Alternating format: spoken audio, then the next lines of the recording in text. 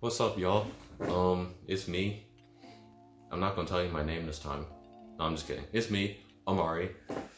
Back at it again with another video of me talking into a camera. You feel me? But hey.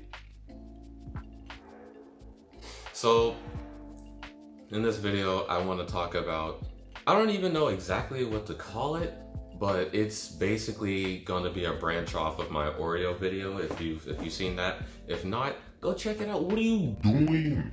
What are you doing?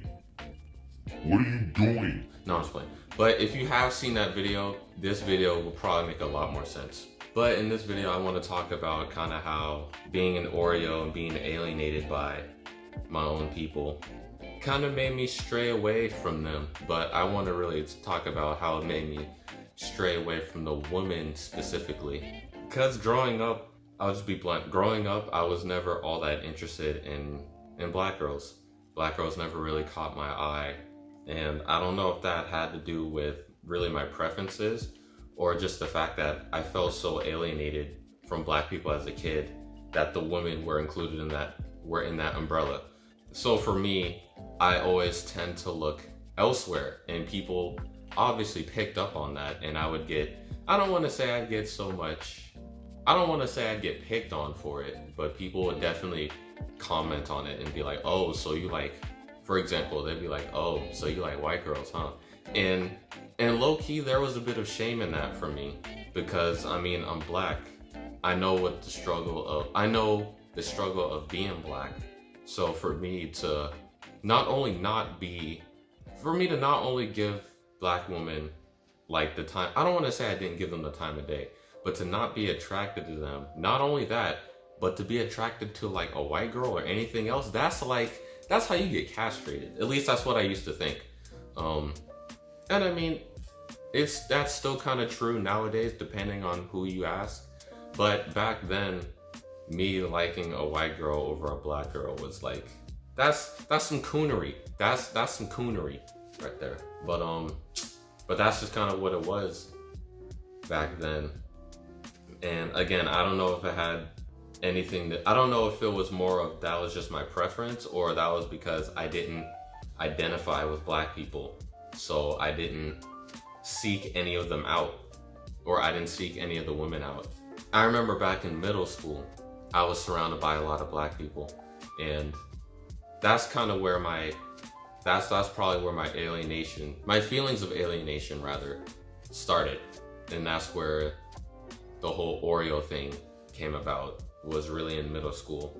And in terms of the women there, or in terms of the girls there, they were either just kind of mean or rough around the edges, at least for my taste, or I just wasn't interested in them. And sidebar, it took me a while to realize that you can not find like a black girl attractive and it not be a thing of, oh, you and Uncle Tom, you like them white girls, or this, that, and the third. It's just like, no, sometimes black people just sometimes black people just not attracted to each other. And that's a people thing. It don't even have so much to do with race. It's more like, I just, you don't do nothing for me. And it goes the same way. It goes both ways. I've had black girls who have straight up told me I don't find you attractive in one way or another. So it's like, it definitely goes both ways, and it's nothing I should vilify myself for, but I still couldn't help but do that, especially being raised by two strong, beautiful black women.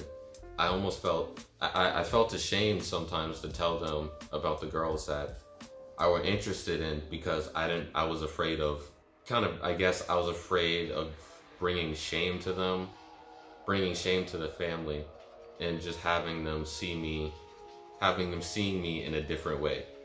You know, I was afraid of the golden boy losing his shine, if I want to be poetic about it.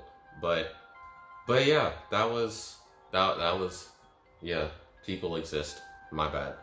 But yeah, that was definitely a thing for me in middle school, and low-key high school too, but it definitely started in middle school. And in high school, I'd say, not even in high school, in middle school, in addition to me having, I guess what you would call a snow bunny complex, I also had yellow fever. And not literally, but yellow fever. For those who don't know, yellow fever is basically when you have an attraction to Asian people. So I don't know if that had so much to do with my interest in anime. Honestly, that could have been it. That could have been it, or partially responsible for that. But yeah, just ever since middle school, I've never been particularly interested in black girls. But now with me being 19 and being older, I've realized that, you know, I shouldn't feel any kind of way for that. Like there are black women who I see and I'm like, Whoa. So that's what we doing? you feel me? Like there are some gorgeous black women out there. We all know this. I live with 2 of them. So it's like they're there, but as I've gotten older, I've kind of been more aware of maybe why my preferences were never that strong for black women. I'd be lying if I said it also didn't have. I'd be lying if I said the media didn't play some part in that. Not to say that, not to point fingers or anything, or blame, or be one of those people who blames every and anything on the media, but I'd be lying if I said that they didn't have an impact on my, and I'm sure many others, perspective of what beauty should be like, or should look like. Because, you know, growing up, beauty was always, you know, light skin, long hair, just not black, basically, is really what I grew up seeing as what ideal beauty is. And yeah, that like I said, that also definitely played a part in how I viewed, not so much how I viewed, but why my preferences kind of were what they were, or I guess still kind of, or I guess are what they are. Yeah, I don't know. I'm not gonna lie, this was a bit of a difficult topic for me to talk about, mainly because I just didn't know how I wanted to go about explaining this in greater detail. Who knows, maybe in the future I'll revisit this with a more, I guess, with more experience and an improved means of articulating myself. But yeah, that's all I really wanted to talk about. I don't know if anyone can relate to this or not, but I mean, if you can, awesome. And if not, fair enough. But yeah, that's all I got for this one. Till next time.